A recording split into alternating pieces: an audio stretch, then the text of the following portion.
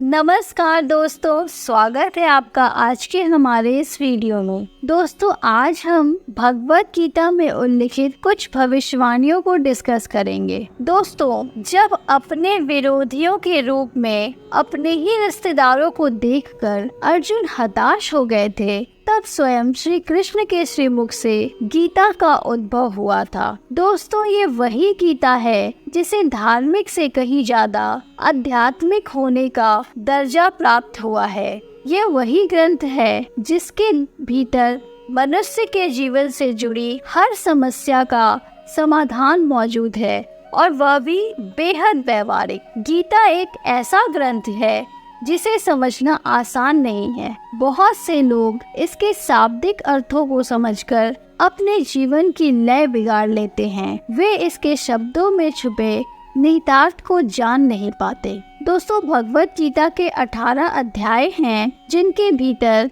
700 श्लोक मौजूद हैं। हर श्लोक मनुष्य के जीवन के एक अलग पहलू को छूता है, एक अलग पहलू पर नजर रखता है। गीता के अंदर मानव मस्तिष्क में चल रही हर हलचल, हर दुविधा का समाधान तो है ही, साथ ही साथ इसके आखिरी अध्याय में कुछ ऐसी भविष्यवाणियां भी मौजूद हैं जो आज के दौर में पूरी तरह से फिट बैठती हैं। ये भविष्यवाणियां कलयुग के लिए की गई थी। इस वीडियो में हम उसी की चर्चा करने जा रहे हैं। दोस्तों, भगवान कृष्ण ने गीता में कहा था कि कलयुग एक ऐसा युग होगा जिसमें अधिकतर मनुष्य की उम्र 50 वर्ष की होकर रह जाएगी। यह भी कहा था कि इससे ज्यादा वही जिएंगे जो अच्छा कर्म करेंगे। भगवान कृष्ण ने कहा था कि आने वाले समय में लोगों में कलह कलेश और आपसी द्वेष ज्यादा उत्पन्न होगी। भगवान श्री कृष्ण ने कलयुग की व्याख्या करते हुए कहा था कि वह यह समय होगा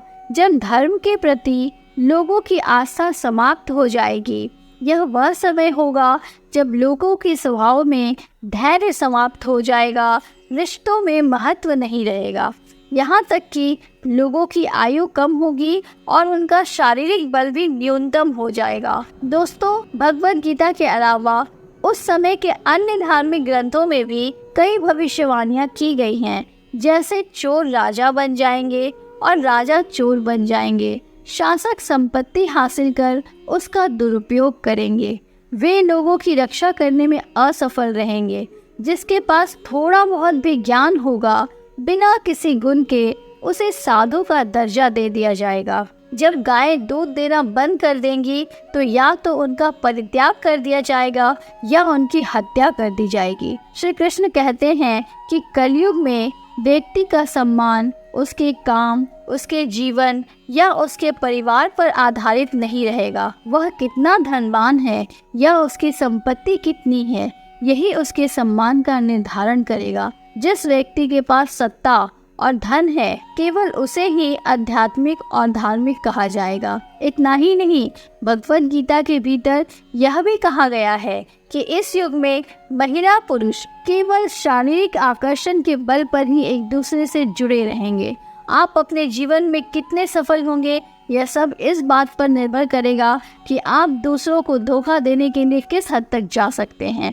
भगवत गीता में इस बात का भी उल्लेख मिलता है कि कलयुग में धरती मनुष्य के भार से दब जाएगी, लेकिन सम्मान केवल उसे ही प्राप्त होगा जिसके पास धन है। राजनीति में केवल वही व्यक्ति आगे बढ़ सकेगा जो धन का उपयोग करना जानता है। यहाँ नैतिक मूल्यों का वजूद समाप्त प्राय हो जाएगा। दोस्तों, कलयुग का उल्लेख करते हुए भगवान श्री कृष्ण कहते हैं कि एक युग ऐसा आएगा जब व्यक्ति के जीवन में लड़ाई झगड़े और मानसिक तनाव के सिवा और कुछ नहीं होगा। इस युग में लोग मानसिक रूप से बीमार रहेंगे। जलवायु में अप्रत्याशित परिवर्तन आएगा जिससे कोई भी बच नहीं पाएगा। कलयुग में व्यक्ति चंद सिक्कों की वजह से अपने परिवार से झगड़ा करेगा। वह अपने माता पिता की सेवा करने और उनकी सुरक्षा करने में असफल रहेगा। व्यक्ति केवल अपने हितार्थ ही कार्य करेगा। राष्ट्र और परिवार का महत्व उसके लिए समाप्त हो जाएगा। चोरों का बोलबाला रहेगा। नास्तिकों और राजनीतिक नेता वेदों की गलत व्याख्या कर उसे दूषित कर देंगे। तथाकथित पुजारी और बुद्धिजीवी केवल अपने पेट और काम वासना की पूजा करेंगे। श्री कृष्ण कहते हैं कि कलयुग वो समय होगा जब व्यक्ति अपने धर्म को छोड़ देगा।